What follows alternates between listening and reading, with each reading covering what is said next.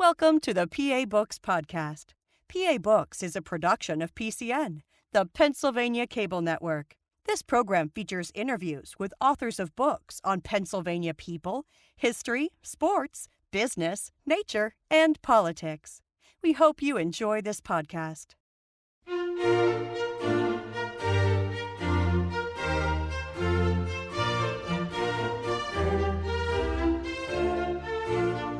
This week on PA Books, Andrew Capitz, author of Good War, Great Men. Andrew Capitz, author of Good War, Great Men, the detailed accounts of a machine gun battalion during World War I. What got you interested in World War I? I have to say it was my grandfather, not knowing about his history. When I grew up in Trafford, Pennsylvania, there was a portrait of my grandfather in my house.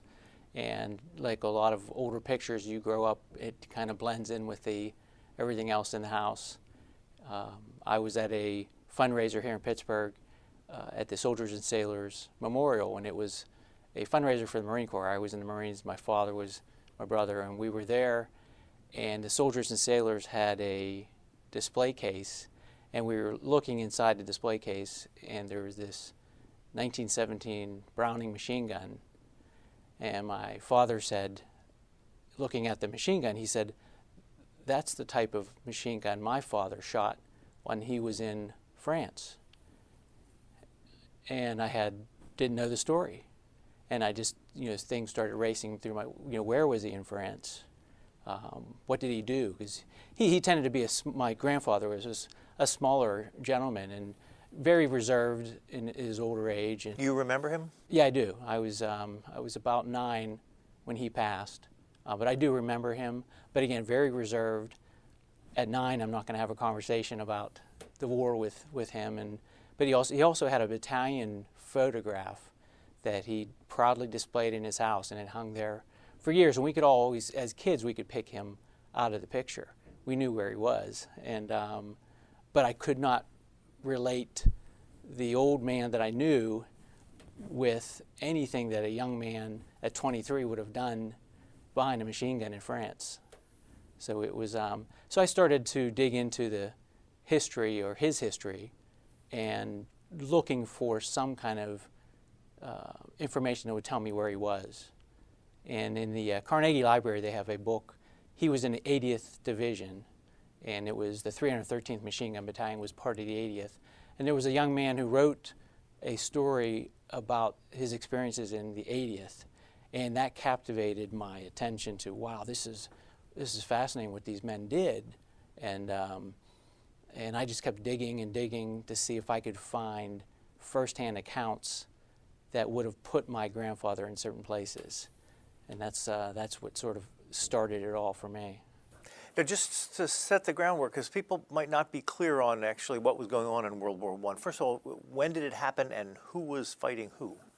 So it probably going back to there's so many moving parts to get to that point.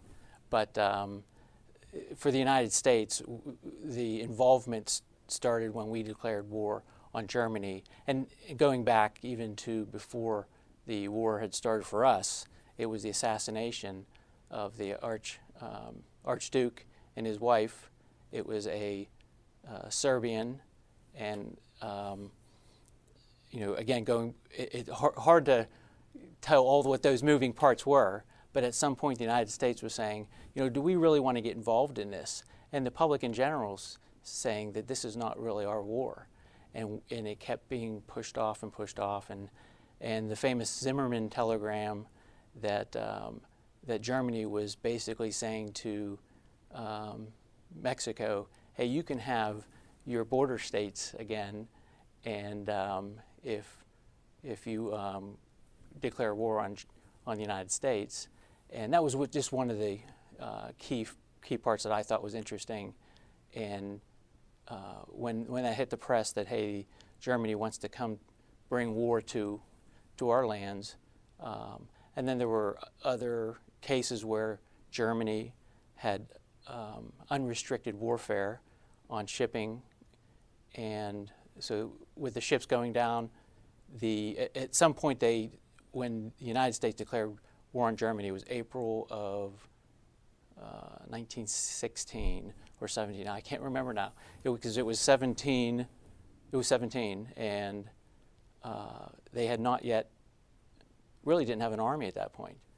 The United States had about 225,000 men, ready to go to war. They obviously couldn't do that, and when they asked for volunteers, they surely didn't get enough signing up. So they ended up having a draft, a selective service draft. When the U.S. got in the war, who were our allies and who were our opponents? So we were siding with the British and the French, and really when Germany invaded Belgium, the French and the British said, "This is not going to happen. You're not going to walk right into Belgium and take over." And the Austro-Hungarian Empire was backing Germany, and then the Russian Empire was going to back essentially the Slavic states, and so there's a list of countries that don't even exist anymore.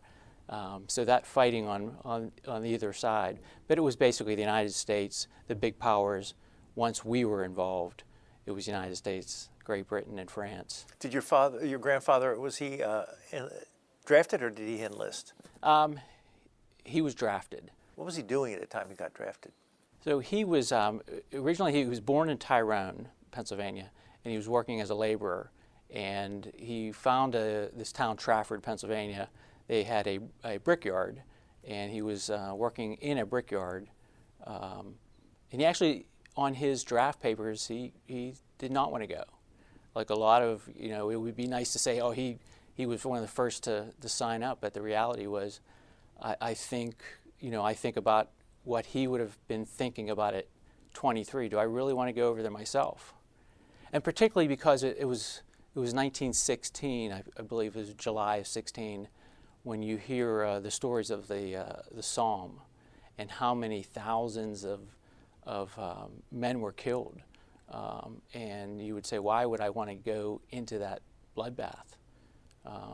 But they had been drafted, and there were times there were slackers, is what they called, and if you did not follow through with the draft, you were going to be prosecuted by the government.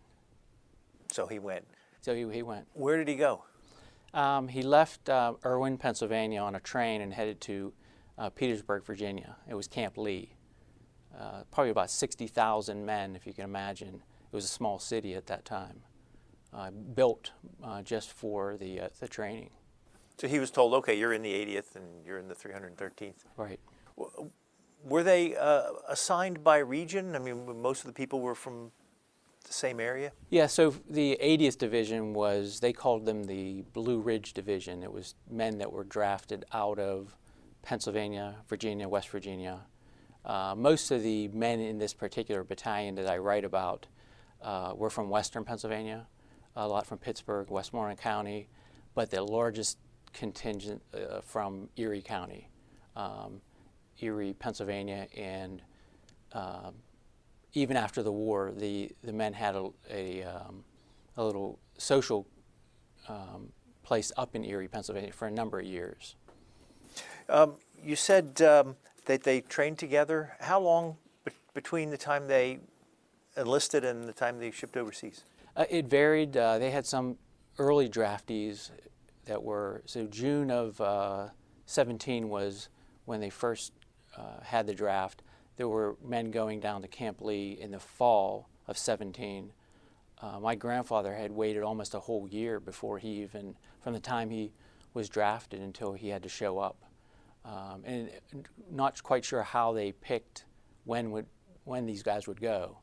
But it was, when he finally showed up, he was only in the United States maybe a month and a half, 2 months before he was shipped overseas. Did he know anyone else in his unit when he got there? I don't know if he knew anyone in this particular unit. Certainly the men in Erie, a lot of them knew each other. The number of men that did know each other in this unit was interesting, because when they're writing letters back, they're mentioning, hey, so-and-so was here, so-and-so was here. But I don't know if my grandfather necessarily knew anyone when he went. So when you decided this had to be a book, how did you set about gathering all the information?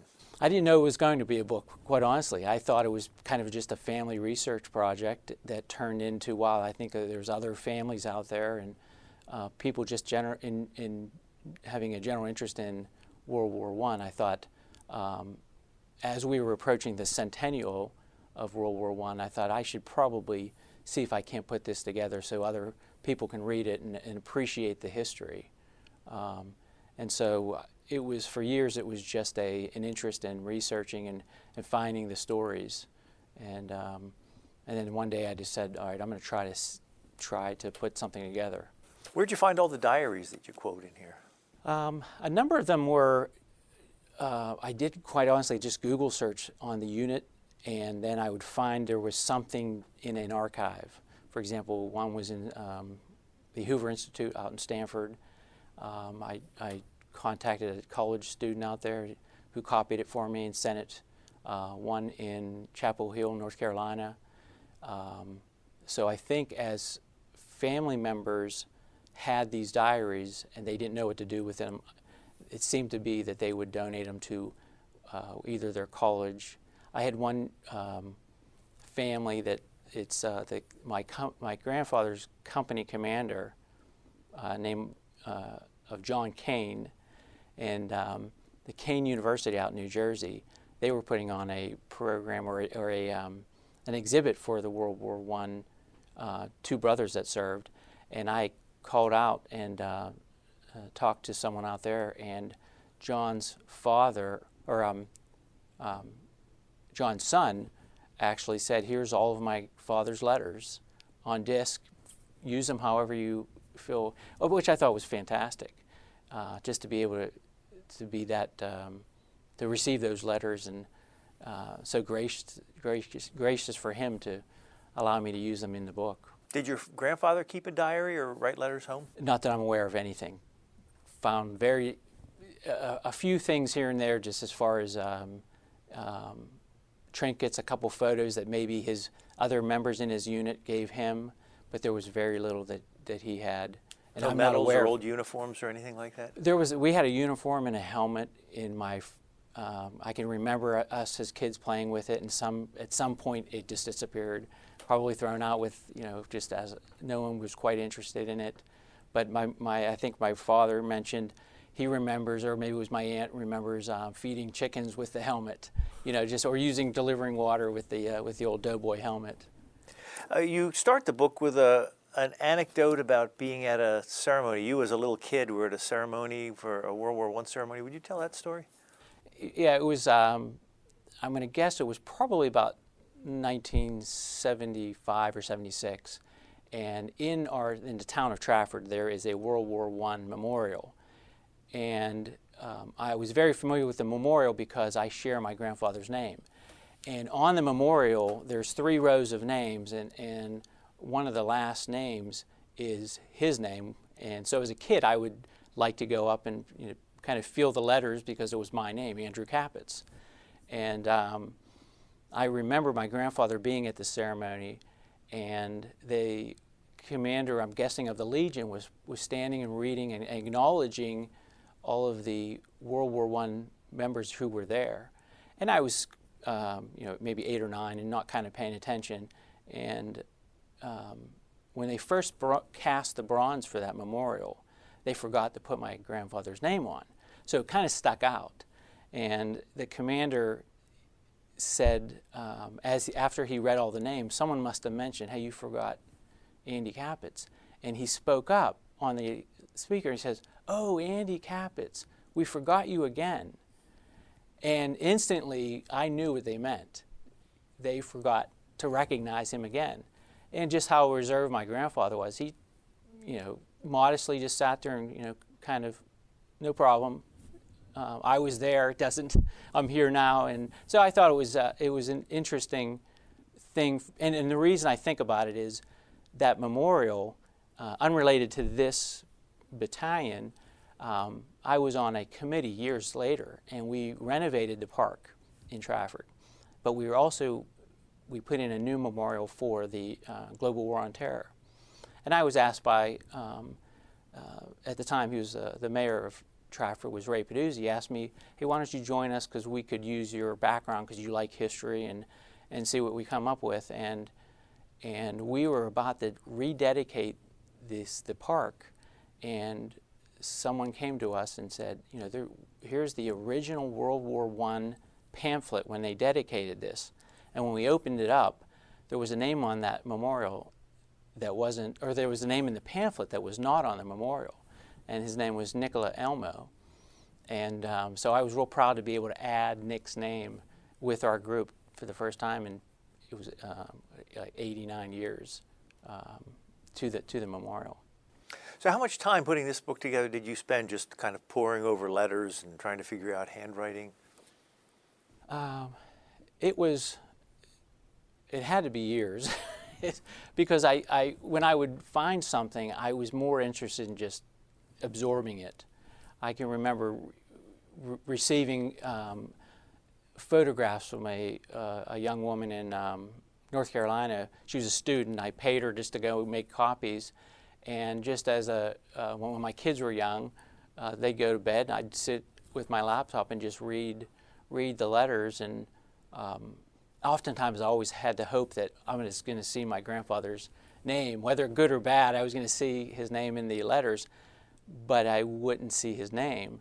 I might see someone else's name, and I would say, all right, who is this person? And then I would start researching that particular person's name. Sometimes you go down a rabbit hole because you can find interesting things about what that person did in their own life. And I'm thinking to my own self, wow, this person served with my grandfather. And a lot of these guys just did some fantastic things in their own lives. And that was sort of the reason how the title of the book came up, for how successful a lot of these men were. Who were some of the people who you felt like you got to know pretty well? Probably the one interesting one was he was an enlisted man in my grandfather's company. He went by the name Ben Holland, but his real name full name was Wallace Ben Holland. I was real fortunate to find his great nephew lives up in Erie, and I found him online, and he had put a picture of Ben with the unit number, and I contacted John Corkland in Erie, and I said, John, would you mind if I saw some of the letters that you have? And he and I chatted, and he was going to copy them, and it was going to take a long time. So he said, how about if I just send you these letters? I said, I promise I will return them. Quite a risk. Yeah, and that's just, again, the generosity that when going into this research, I think that, so John was wonderful, and he let me have the physical letter, and I got to know his great uncle in this story, and it to me it meant a lot because he was an enlisted member of the unit. A lot of the other men that were in this story were officers, but Ben Holland ended up being killed at the end, toward the end of the war, and so he was a special guy. I want to read you something that he wrote, that Ben Holland wrote, and this was December 1917, so he was still in the U.S. at the time. All the German and Austrian men that haven't citizen papers are going as prisoners of war and went from this company yesterday. So they gathered up Germans and Austrians who were not citizens, who were in the army, and put them in a POW camp? I don't know a lot of how they did that, because I came across that as well. That I want to say it was in October of 1918 is when the United States declared war on Austro-Hungarian Empire. It wasn't at the same time as the German Empire, but it was interesting. Is you mentioned that a lot of the immigrants in this battalion were of German heritage. One of the officers, a guy by the name of Otto Leinhauser. I mean, you can't get any more German than a name than Otto Leinhauser. He was loved by the men. He was loved by the officers. Just a really, he was born in the United States, but his father was German, and you wonder what kind of a pressure he felt. But he was a big guy, so I don't think anybody was going to push him around. But it is interesting that those, and I don't remember from history how they were nationalized, but I recall that some of these, I want to say the language that they used on describing the different nationalities within their own troops, at some point is a little bit of a dig against another person, but they're also their brothers in arms in the end. Oh, you say in the book that the 313th Machine Gun Battalion recruited men who were native to Russia, Belgium, Ireland, Italy, and the United States, so quite a diverse group. It was. One of the officers, one of my favorite quotes that showing the diversity of the unit was this gentleman named Thomas, Captain Thomas, and he's writing home to his parents, and he says, I have a bunch of draft from Erie, Pennsylvania. And he said, 32 of the 172 can't speak English. He said, I have a Polish interpreter, a Romanian interpreter, an Italian interpreter, and a Greek interpreter. And then he said, my first sergeant first gives his orders in English and then in Polish. And I thought that was just a wonderful description of these guys, because about 20% of the makeup of the U.S. at that time were men who were not born in the United States. So 1 in 5 of these men, and that's about how many were in that particular unit that he's talking about. While we're on the subject of Ben Holland, he wrote, I just took out insurance for $10,000. It costs $6.50 a month. If I get crippled, I get $66 a month for my lifetime. If I get killed, you will get $66 until the $10,000 is paid. His monthly pay will now be $8.50 a month. So he was making $15 a month, and out of that, they took $6.50. Pretty big percentage of his Right, income. absolutely. And I happen to be in insurance, and those kind of things interested me. And he was very well aware of. He came from. There were 11 kids in his family, and he was really worried about his own parents being able to take care of these kids, and he wanted to make sure that they were well taken care of. And he, in this case, I think he did. He was going to do whatever it took to make sure. And they did have an option of whether or not they were going to take certain insurance. I'm sure that the government would have had something, but could they have gotten more? And that's the way it sounded. What do you know about their trip overseas? They boarded on May 24th, and it took about 2 weeks. This is 1918? 1918. It took them about 2 weeks to get there. If you recall, they were really worried about U-boats, and there was this unrestricted submarine warfare, and so during the day they had to be very vigilant in looking out at the water to see, potentially was there something underneath them that could take them down. And so there are a few false reportings that would get people excited, only realizing it was nothing. But it was the first time most of these, or a lot of these guys, had ever left. They got, at some point, a number of them got seasick, very excited just to be able to see 2 weeks later see land. But they entertained themselves with whether it be boxing or movies or vaudeville. And in the evenings, they were not allowed to have any lights on, no smoking on the deck, anything like that. So when they got to France, where did they go? Where were they sent? They docked at, or they came into Bordeaux. Once they docked off the coast, and then they were sent from Bordeaux north to an area where they were essentially going to be given their first equipment. They considered it a rest camp, but most of these guys were hiking quite a bit, or they would be put onto rail cars. They had to hike to the rail cars, and then they were given their, at the time, British equipment. They were going to be trained by the British, and they had to turn in their American-style armament, because as they were training with the British, they had a Vickers machine gun that shot a 30 cal round. Well, the British had a 303, so they couldn't quite be in a battle and not have the right type of equipment, so they turned in a lot of it. That's where they ended up getting their steel helmets as well. So were they under British command at the time? They were still under U.S. command, but they were attached to a British unit, and their first training was with a New Zealand Machine Gun Battalion. And if you think about it, the British had been in the war since 14. The New Zealanders were in Gallipoli at one time, so they were being trained. These green American units, or green American machine gunners, that really had no experience, and they were being given an opportunity to train next to the New Zealanders who had been in war for a few years now. How far were they from the front? When they first started getting training, in their letters they could hear the guns in the distance. And then it was in July, so they landed in June. It was about July 1st, I believe, is when they were actually sent right up to the front. And this would have been the Somme region of France.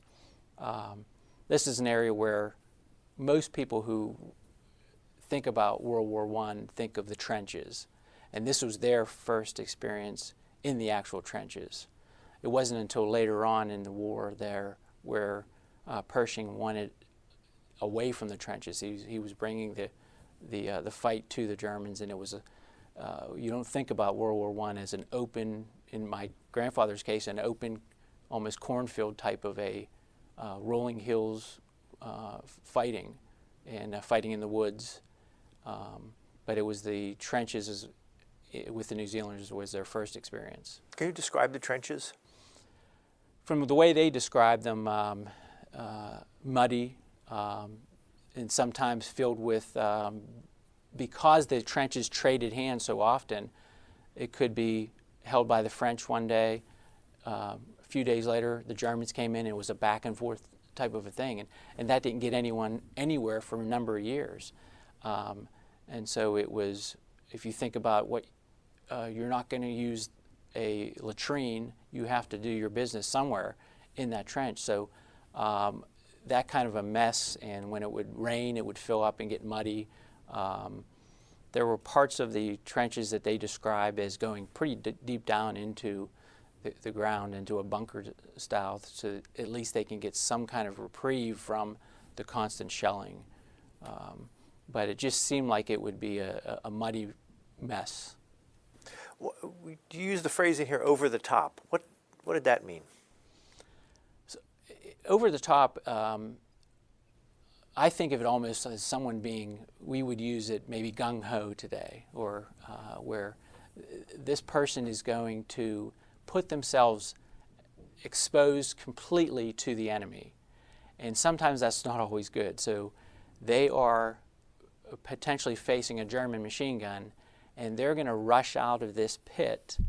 And you sometimes hear that even today. That person's over the top. They are, and it's really they're exposing themselves to the potential for being annihilated. And sometimes you think about these guys that it's saying a little prayer, and it's like, all right, we're going to go over the top, and hoping that our machine guns are going to outdo their machine guns. And so there was a case where during the war that one of the battalion dentists from Erie, Pennsylvania, one of the officers, and he was killed, Harold Parsons, one of the other officers, what was he doing going over the top? But the reality was he was exposing himself as a dentist, trying to help his battalion surgeon to dress wounds and do whatever he could because he was from Erie. These guys that were fighting were from Erie. But even at that risk, he was putting himself at risk to help his other men. So so the use of that term, he went over the top.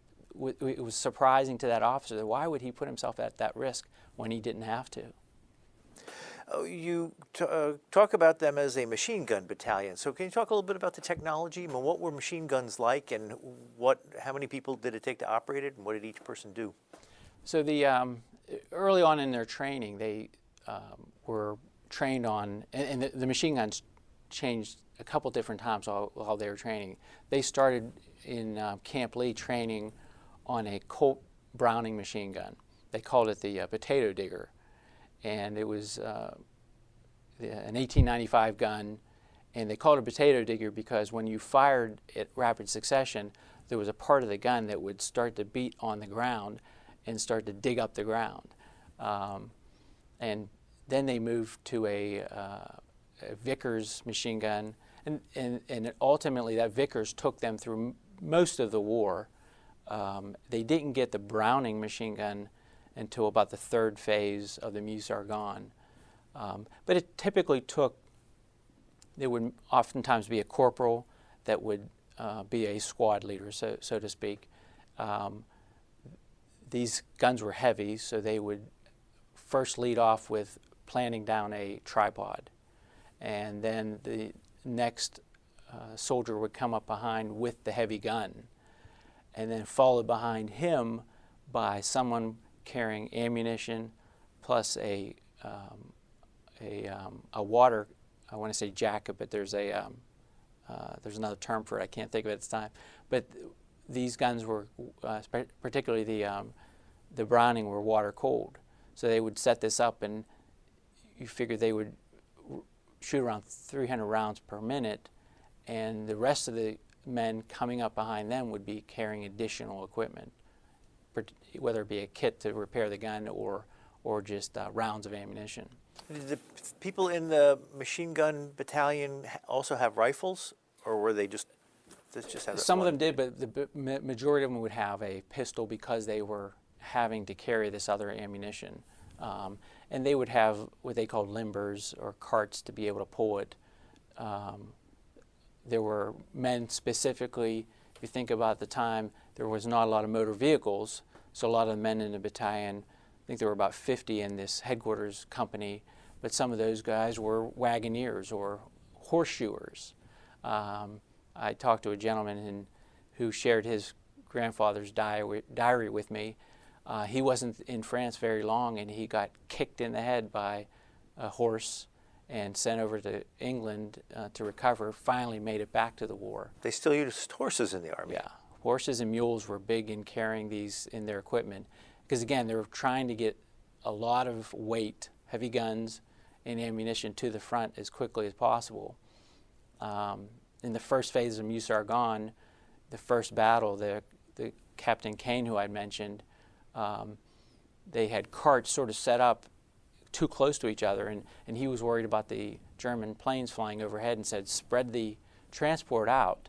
And just as he had said that, they had a shell landed near these carts, wounding Kane, took him out of the battle pretty quickly. One of the other sergeants who was thrown over, but the use of the carts and the mules was important, and the horses, to get all that to the front. So was there much aerial bombing?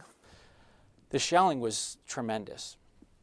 The way they describe sitting and just, some of the letters that they wrote, I'm visualizing them with their heads face down in the mud, just waiting for this shelling to stop. This is from ground-based right guns. Artillery, right? Yeah.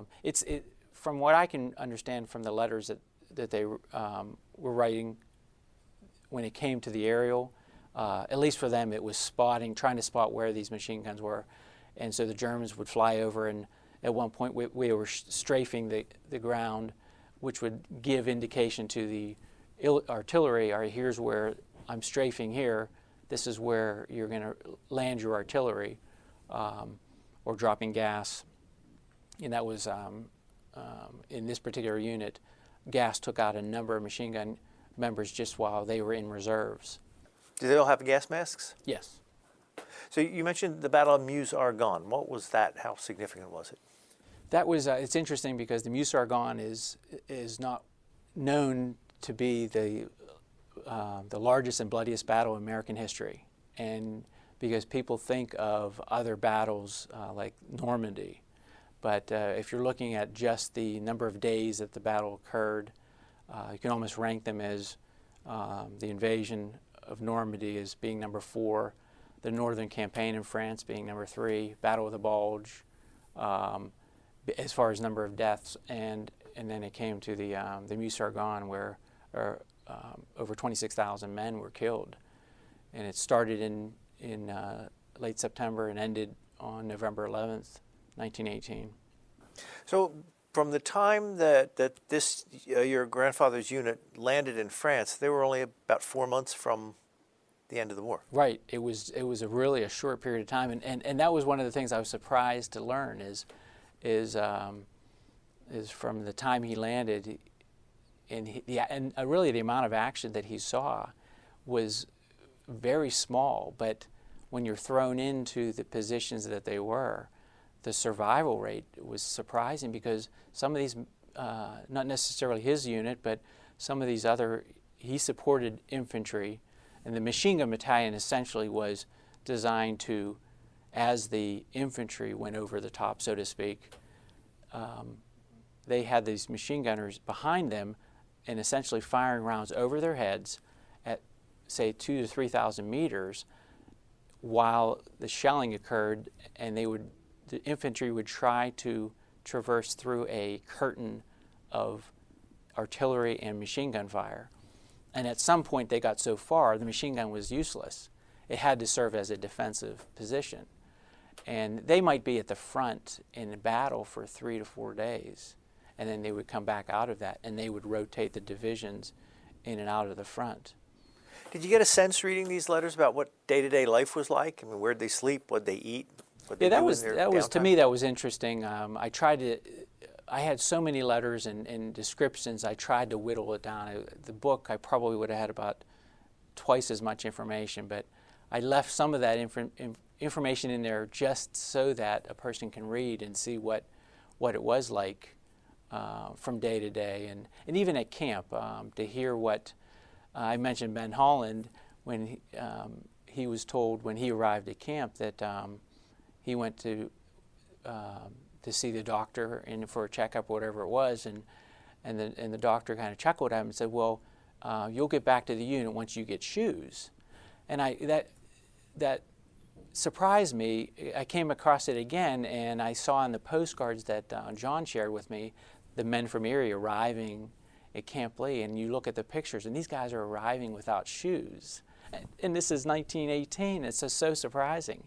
But a lot of these guys were that poor that they didn't have it. So they were given the equipment.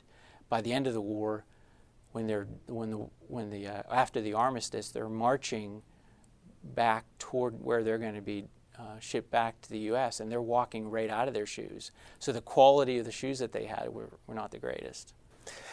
What kind of level of casualties did your grandfather's unit have? Surprisingly, they didn't suffer quite as many as the infantry. Fortunate, I would say. The greatest number were from gas burns, mustard gas.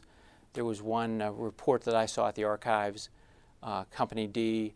They had, I think it was about 80 men listed as casualties.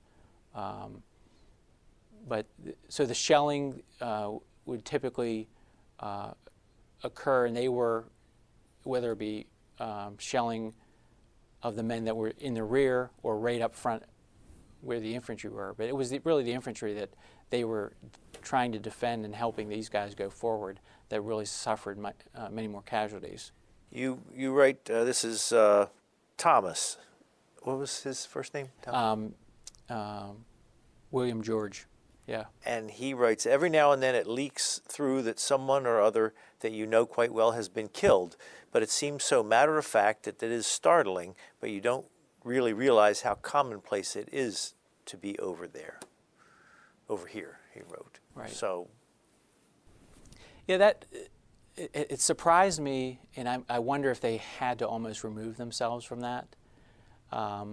Even after they went through the worst 3 days, I expected that I would see letters back home kind of describing what had happened, and they barely mentioned the fatalities like that. One of the officers did mention that they showed up for a memorial, and he was a little bit upset with the division chaplain's sermon and saying, you're talking up here. These guys are from Erie, talk at their level. Don't talk about the on this high and mighty. So I thought that was interesting, the way he wanted them to maybe be more down to earth. And but you're right. To me, it seemed like they had to remove themselves from that, also knowing that they could easily have been taken themselves.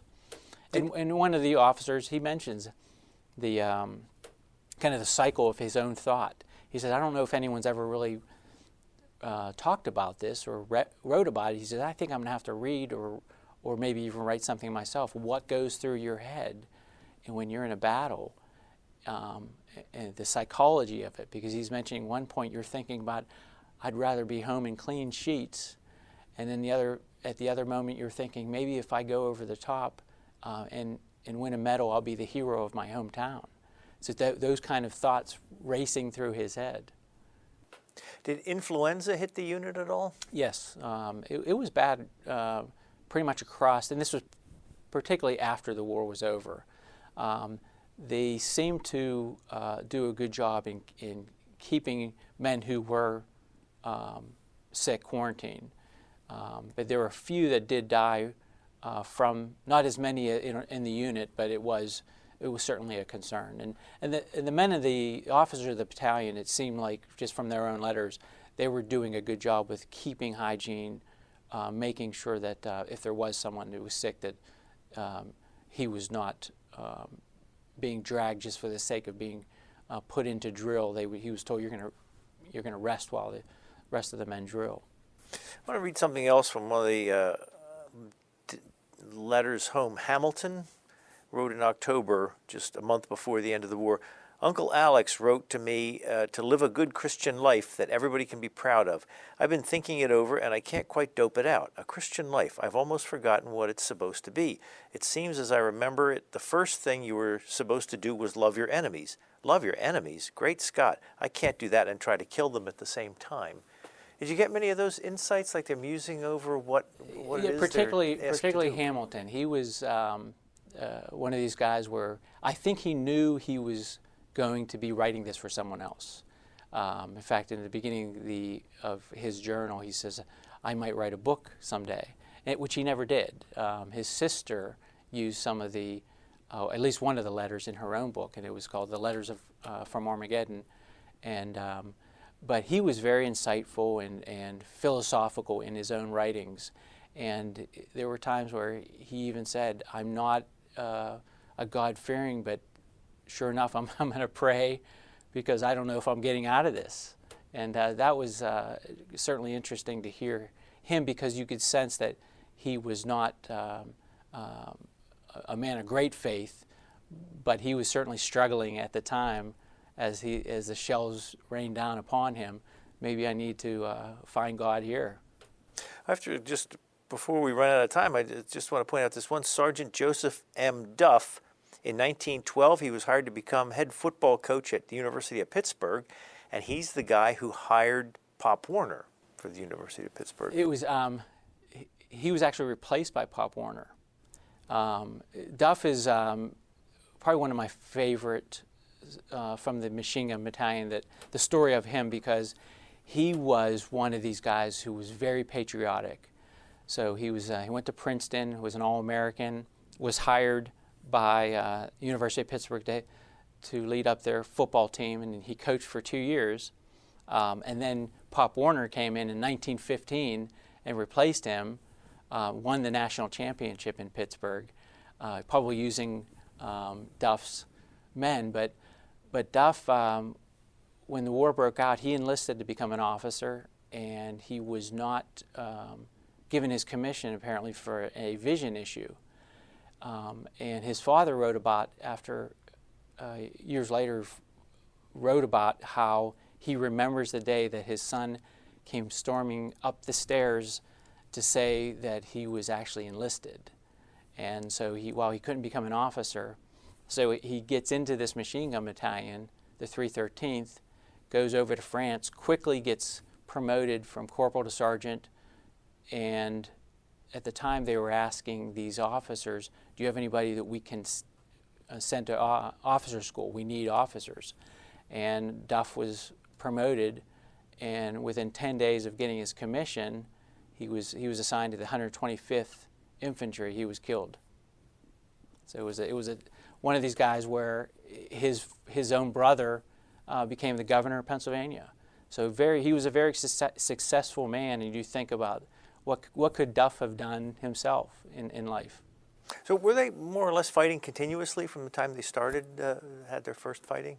It came in phases. So they did this battalion did their training first in the Somme in July, and then they became a reserve unit in the Saint-Mihiel, and then the big offensive was the Meuse-Argonne, and in that phase they would rotate them in for 3 or 4 days, bring them out, and then they would rotate them in again.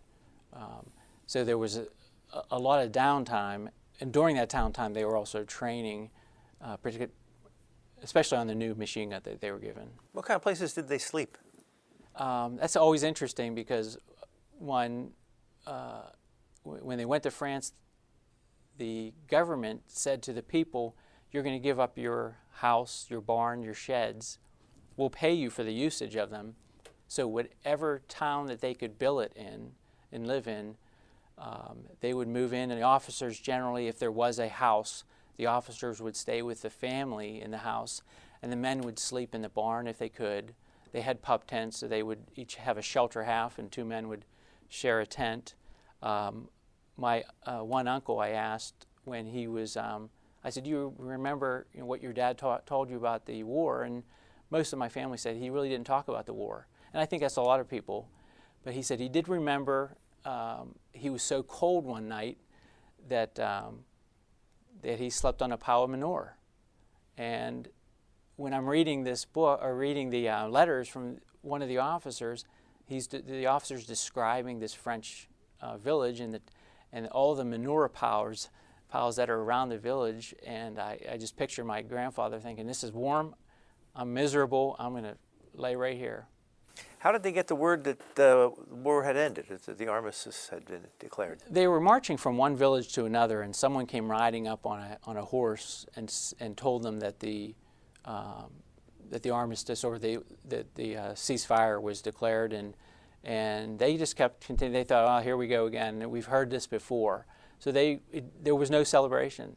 The way they describe it is, we're probably going to hear this until we know for sure. We're not going to believe it. The armistice was November 11th, 1918, but they didn't leave France for 6 months, something like that? Yeah, they ended up coming back June. There was a hope that they would come back by Christmas, right? But if you think of the 1 million men that were over there, 1 million plus, trying to get all those units back, and then there were the units that had to go into, or divisions had to go into Germany. So they tried to do the divisions and returning them the way they came in.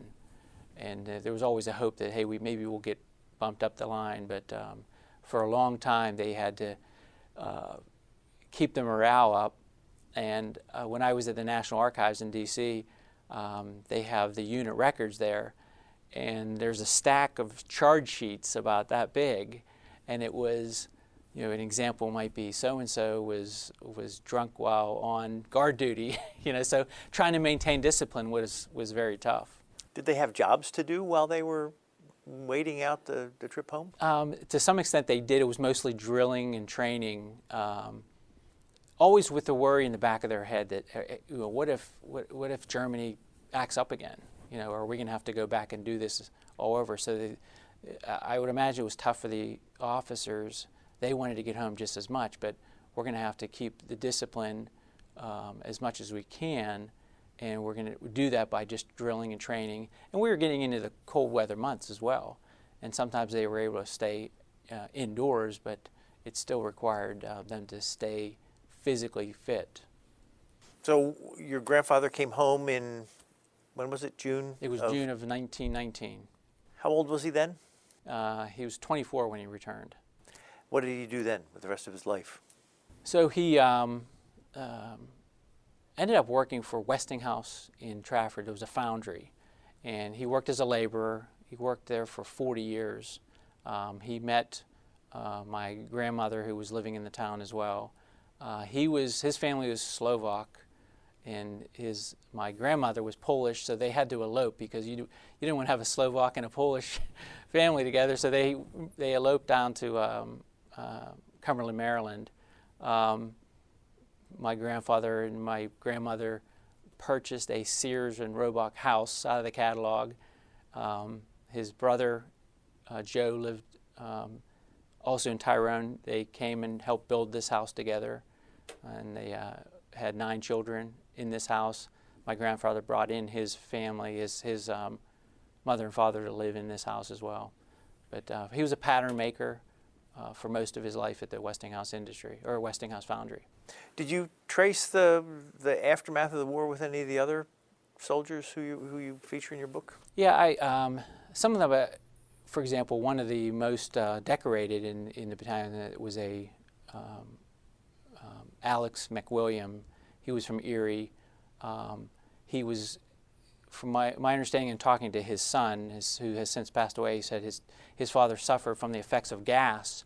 And in the cold winters of Erie, a doctor said, you're not going to survive here in these cold winters. You need to move south. And he ended up moving to Vero Beach and helped to establish a golf course for these doctors down there. Would end up becoming a council member, become the mayor of Vero, and then become a Florida state representative. They have a very successful real estate agent or real estate business, still named Alex McWilliam Real Estate in Florida. And a number of them I tried to trace, and sadly, the battalion commander, his name was Heidekoper. The thing that the Pennsylvania Historical and Museum Commission has online are death records or death certificates. And in his case, he ended up taking his own life, and it appeared in a newspaper. And so I actually found his daughter living in Washington, D.C., and I called her up, and I said, do you have any information about your father's service? And she said, well, have you read my book? And she was actually, she was secretary to Joe Kennedy, who was then the ambassador for the UK. And the father of President Kennedy. Correct. Joe Kennedy, the father of JFK. So she was working in the UK at the time, and Heidekoper, this was about 1939, the family said, why don't you go visit your daughter Paige? And so he went over to England to visit her, and he said, let's take a trip over to France. I want to see if I can find any of the, this is 1939, find any of the trenches.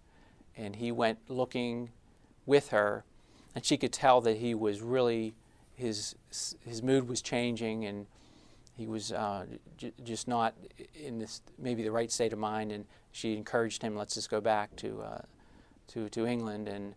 And it was only once he returned to the United States, which I want to say was maybe 3 or 4 weeks later, is when he ended up taking his own life. And I can't help but think that these men were never treated with PTSD. And I found a number of men just going through, again, the Pennsylvania Historic's listings of, because you can get a death certificate prior to 1960, I would find men in the unit who had taken their own lives.